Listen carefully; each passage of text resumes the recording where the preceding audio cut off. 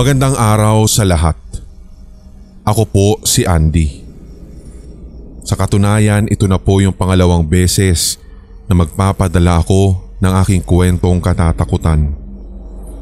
Natuwa lang din po kasi ako nang makita ko sa YT ang story ko at ito nga po ay pinamagatang haunted house sa Lucena. Ito naman pong aking kikwento ngayon ay nangyari noong 2018. Nagsimula akong magtrabaho bilang promodizer sa isang appliance center dito sa probinsya ng Quezon. Noong bago pa nga lang din po kaming hire, marami na rin pong ikinikwento sa akin ang mga naunang empleyado patungkol sa mga pagpaparamdam sa aming store. Usong-uso din talaga sa amin noon, Sir Red, ang mga multong bata at kadalasan ay tinatawag nga naming Junjun. Akala siguro nung iba ay sa mga BPO o call center lamang merong ganito, pero nagkakamali po kayo. Ito pong si Junjun na bininyagan lamang po namin ng pangalan na ganon ay ang batang palaging nagpaparamdam at animoy pinaglalaruan ang mga empleyado.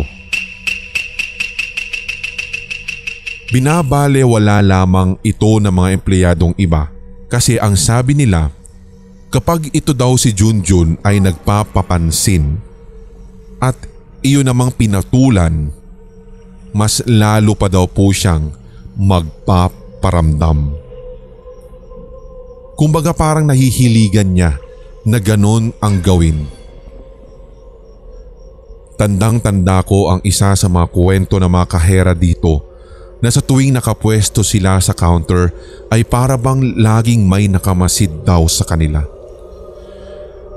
Isang beses pa nga ay kusa na lamang daw pong gumana ng mag-isa ang stapler sa counter table. Hindi ito kwento-kwento lamang, Sir Red, dahil noong nireview nila ang CCTV nang mangyari iyon ay kitang-kita daw po talaga na kusang may gumalaw sa stapler. Meron din po kaming storage room na tinatawag dito, nakatabi din ng counter area kung saan iniiwan ng mga customers ang kanilang mga pinamili. Makailang beses na akong nakakapasok doon sa storage room na yun, lalo na't kapag kailangan ko talagang kumuha ng dustpan at walis tuwing closing time.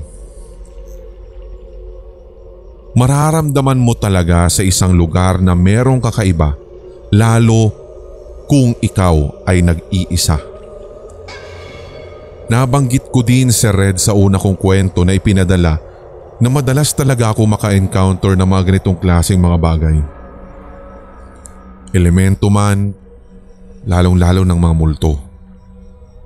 Kaya sa tuwing pumupunta po ako sa storage room na nabanggit ko, andun yung bigat ng pakiramdam na para bang anytime ay merong hahawi, magtutulak at yung bang pakiramdam na may nakatitig sa iyo.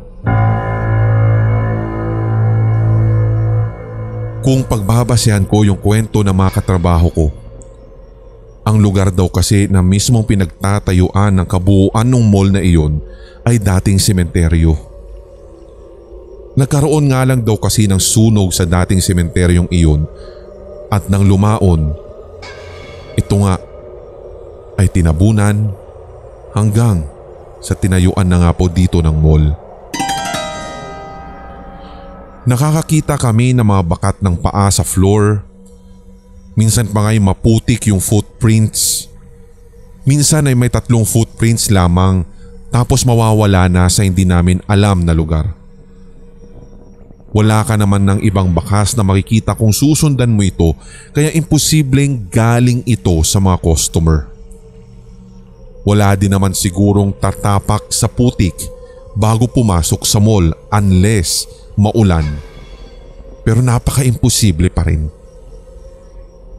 Ang sabi lamang sa amin ng aming manager ay wag na lamang daw naming pagkwentuhan o kaya ay linisan na lamang daw ito. Ang masaklap lang kasi daw, Sir Red, ay baka madinig ito ng ibang mga customer kung sakaling pinagkikwentuhan namin at ito yung magiging dahilan para hindi na sila bumalik at matakot na sa mall. Of course, hihina ang kita ng store kapag kumalat ang kwento. Tuwing mag-o-opening naman ako, legit talaga si Red na may nakikita akong bakat ng maliliit na kamay sa flat screen TV. Tuwing closing, kailangan talaga naming takpan kasi ng plastic yung mga flat screen TV. Pero wala naman ako nakikitang mga bakat ng kamay doon. Pero ewan ko lang kung bakit pag sumasapit ang umaga, nakatakip man yung mga flat screen TV na ito. Pero palagi kong nakikitaan na mga bakat ng maliliit na kamay. Isa pang hindi ko malilimutan si Red ay nung may katrabaho din akong naka-experience na habang nakikipagkwentuhan daw siya sa dulo ng store na walang masyadong tao ay parang meron daw po siyang nakita. Ang akala niya ay may isang promodizer daw na dumaan sa likod niya kung kaya't agad niya itong nilingon.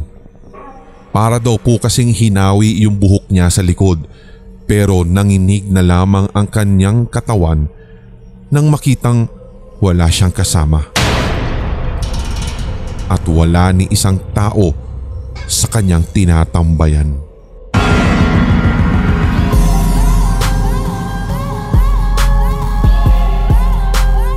At inyong napakinggan ang tampok na one-shot Tagalog horror story.